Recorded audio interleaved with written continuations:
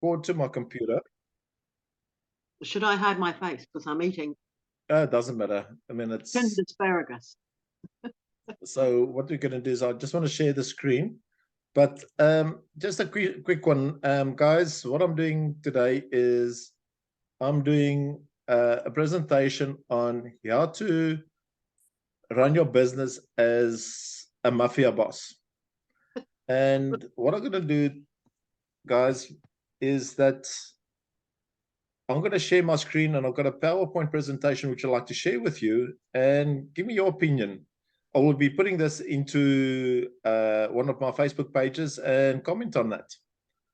And so let's go in on to, just hang on 1 second. I just want to go in here, click on my Facebook page, and I just want to go right here. So just hang on there, Julie. Apologize for that. Let's just say share the screen and share screen.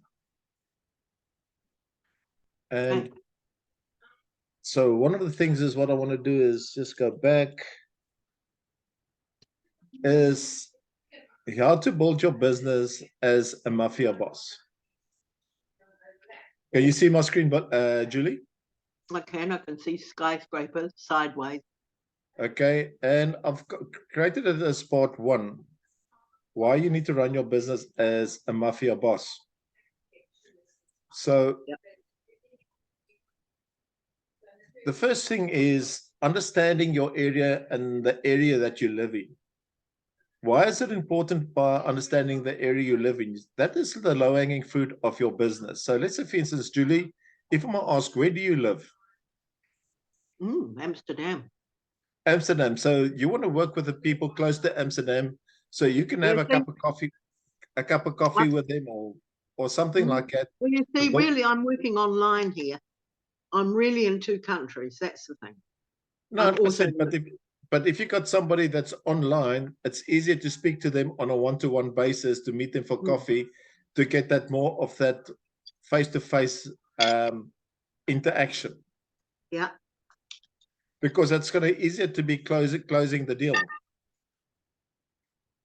Well, I do most of my communication online, 100%. So the big thing is, what is the competition doing differently?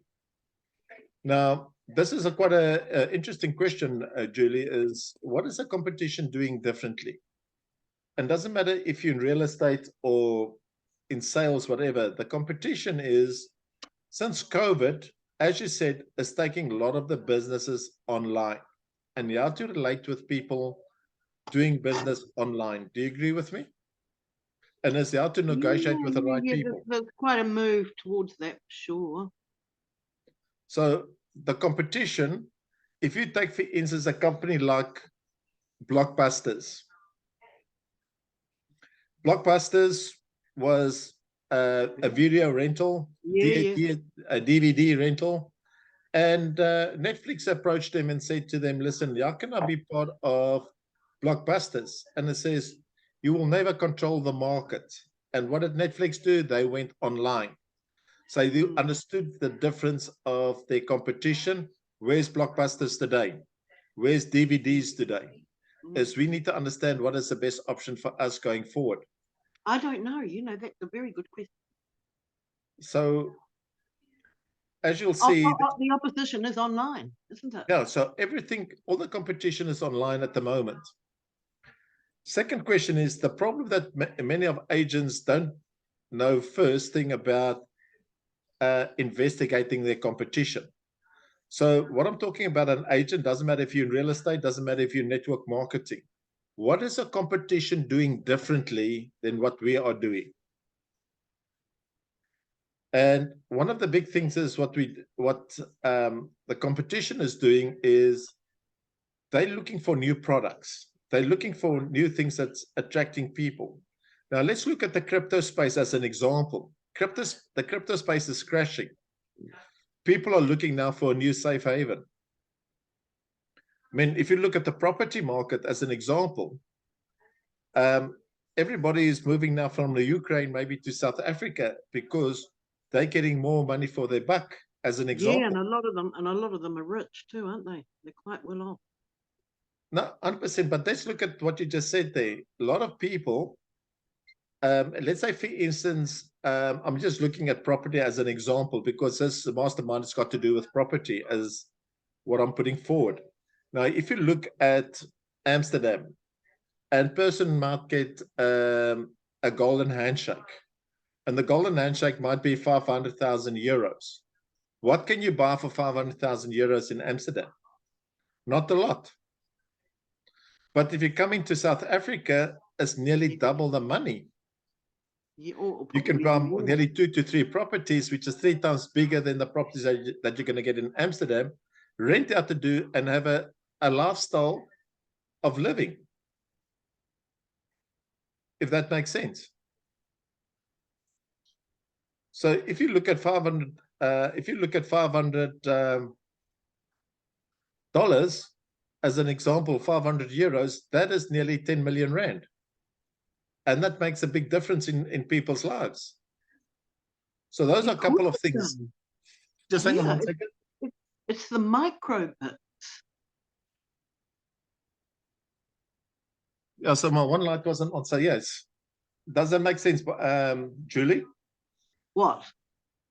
By understanding your market, understanding Oh yeah, yeah. sometimes you're sitting in Europe, but you're not getting the living. But if you move into a country like South Africa, you're going to get more money for your buck, but having a better standard of living. Yeah, we could say that about New Zealand too, I think, couldn't you? 100%, because you're getting a better standard of living, but you might get more money for your euros if you take your pension. It's very interesting with you saying that because, in fact, my money goes further here. And because New Zealand's standard of living and costs have gone up so much with the food and, that you can get stuff much cheaper here. But, of course, it's a rich country. So it's very interesting. Yeah, Yeah. 100%. But I mean, I'll just say is depending where you want to live. So, for instance, I says pay attention to other agents, how they run their real estate websites, their social channels, and paid campaigns. So sometimes we always look at grass might be greener on the other side, but is what do you do in your area to attract the right people? So, like for instance, you're in a total different business, but you can use the same different concept by understanding what people are doing differently by bringing those people online to make your business work. So, you might be in, or people might be into the crypto space. Some of us might be in the real estate business. Some of us might be in network marketing. The principle stays the same by understanding what your opposition is doing. And how do you leverage that principles of the opposition? I don't even know what my opposition is. Other pensioners? What?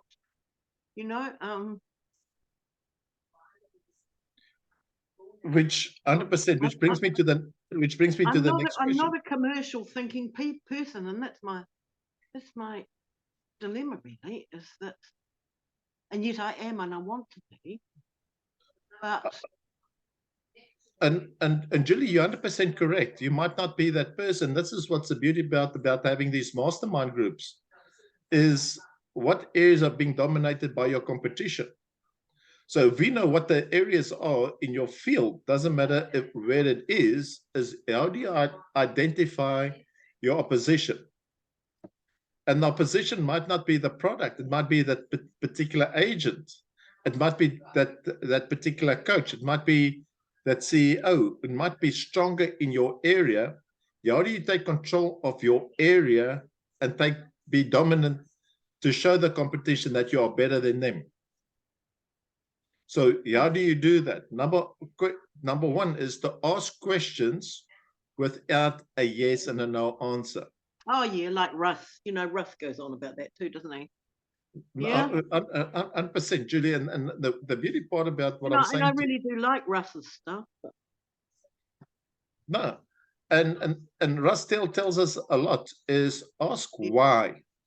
So there's 4 questions I normally ask: the why, the how, the what, the when. No. So why is the competition more stronger than me? How can I be better than the competition? What is the reason the competition is better than me? And when can I improve my roadmap to be better than them? Oh shit. You see, so Yeah. all of a sudden that becomes a different ball game altogether. Mm. And as I stay relevant to the network and home buyers and sellers. So sometimes, because of the, as I said, this is a property mastermind, and you, if a person wants to move into property, but you can use the same principles, as I say, as a mafia boss.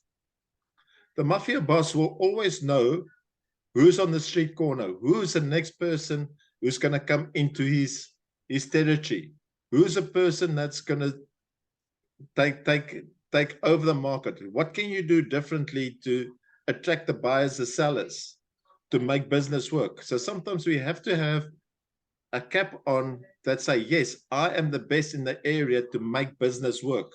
Because knowing your area of expertise, knowing the area where you live, knowing the area of your product makes business work. Doesn't matter if it's in property, doesn't matter if it's in network marketing, insurance. Understand your product, because we need to understand people to make business work. Mm.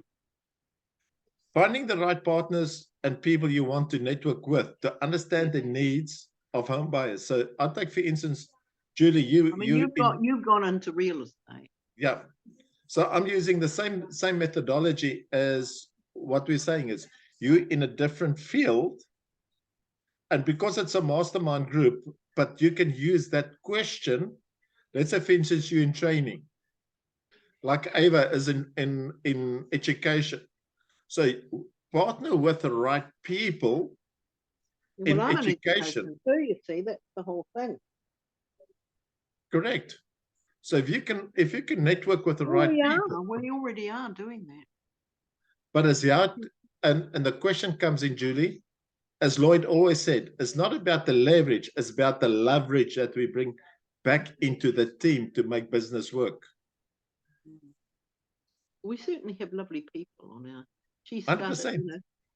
she was on last night, and she's in the second series. But you see, I've been off the grid for 4 months, so I'm only just getting back to a bit of kind of normality. It's been tough, and I'm not using it as an excuse. It was just a fact, there was huge. 100%. But here's the key to understand your market. So, as I said, understand who the high income earners are. Understand the middle income group, the lower income group. Are they seasonal? What are they interested in purchasing? What type of units are they purchasing? Are they pensioners? So if you start understanding that market, you can start splitting your roadmap into different segments. So for instance, if you're going to work with a CEO with your training courses, look for the CEO because they're high income earners. Spend 10% of your time working with those people. The middle income group might be people, the husband and wife, looking for additional income. They might be want to purchase a property in a middle class area. How do you work with them? The lower income group is they might want the first time want to get into property, or they I might get don't even into. know how to get to these people, let alone work with them. Correct. And the reason for that is, Julie, is you have to work with your social media. You have to create those posts I to get. know, but it just doesn't happen. And I've been, 2 years, 3 years trying to do that, and I just don't do it. So what I'm wanting to do is collaborate with some others that are good at that, and let me do what I'm good at, which is create courses and work with people online. I'm not good at going out and finding people. I'm terrible. So I think there's a lot also in knowing what your good things are and what your bad.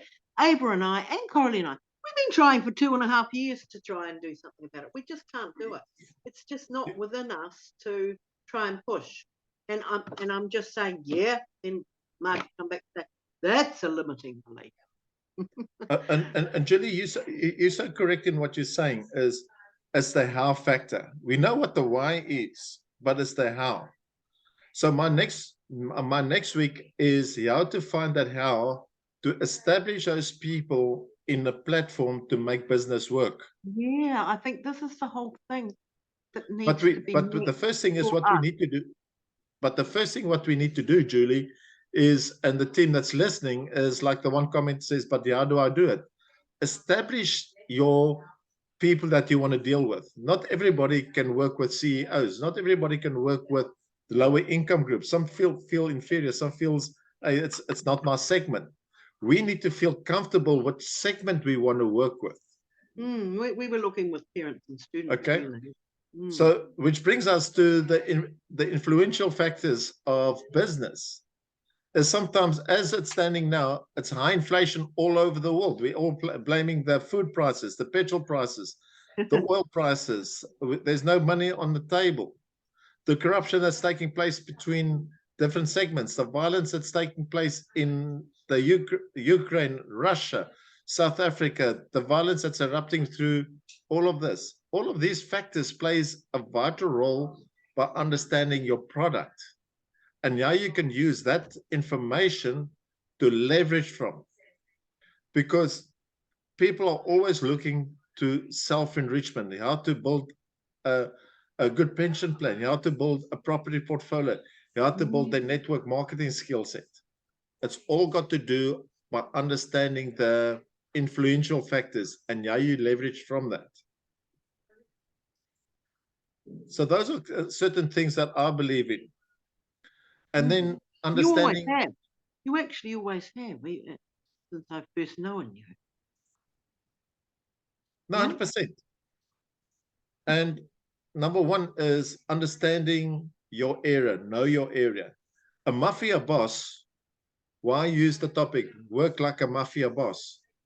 He knows what's actually happening. He understands the infrastructure. Well, it's very family too, isn't it? He does. He knows his whole 100%. area, his whole community, his whole needs. Yeah. So you're going to be a mafia. So perhaps you already are. Yes, but I'm not going to say that too loud. So if we look at the if I look at the infrastructure, so the mafia boss will put an infrastructure together with his team, his leaders, his network. Yep. Using his investments, upgrading the areas for the lower income group to say, listen, I'm giving back to the properties by upgrading the information, by sharing ideas.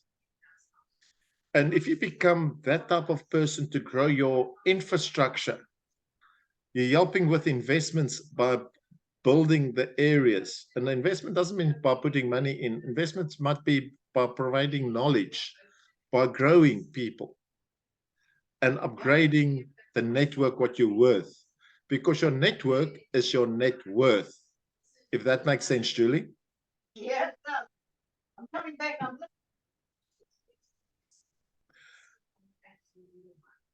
So, as I say to you, Julie, is this was part one of my mastermind, is the how to run your business as a mafia boss and growing your infrastructure.